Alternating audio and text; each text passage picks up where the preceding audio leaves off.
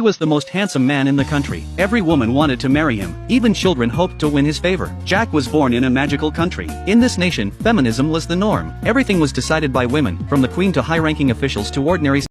Women could marry multiple men, while men had to follow strict rules. Men were only allowed to show their faces, and the rest of their bodies had to be covered. Anyone who resisted would be seen as an outcast. In this female-dominated country, men were only permitted to do 3 things: get married, cook, and make a pilgrimage. This so-called pilgrimage meant worshipping a small horse, which served as their sacred animal, almost like a god. Cooking wasn't an easy task for men, either. Every household had a special faucet, and rice porridge was distributed from it by the state. With just a simple stir, they could eat. But marriage was by far the most important matter for men. Every unmarried man wore a collar, and those eager to marry donned an extra chain. If a woman wanted a particular man, she could pull him away by his chain at any time. Jack was a single man. As a handsome man, he was extremely popular. Many people desired him, and some even snuck out at night to meet him in secret. But Jack was different from other men, because he already had a goal. He wanted to marry the princess, become a prince, enter the harem, and eventually become king. One day, the queen announced a grand ball to choose a husband for the princess. Instantly, all the single men in the country were thrilled, but an entry ticket to the royal ball was required, and the ticket was extremely expensive. Jack simply couldn't afford it. So, in order to attend the ball, Jack turned in his uncle. His uncle had always opposed feminism, and supported masculism, which was considered a serious crime in this country and punishable by death. As a reward, the police gave Jack a ticket to the ball. That night, Jack was so excited he could hardly sleep. The next day, Jack went to the ball. The ballroom was packed, with every single man hoping to become the princess's husband. When the princess appeared, the men in the hall suddenly became frenzied. When the princess saw Jack, she was instantly interested. She walked slowly down the stairs. The men at the ball rushed forward, shaking their chains wildly in hopes of being chosen. But the princess ignored everyone else. In the end, she took only Jack to her room.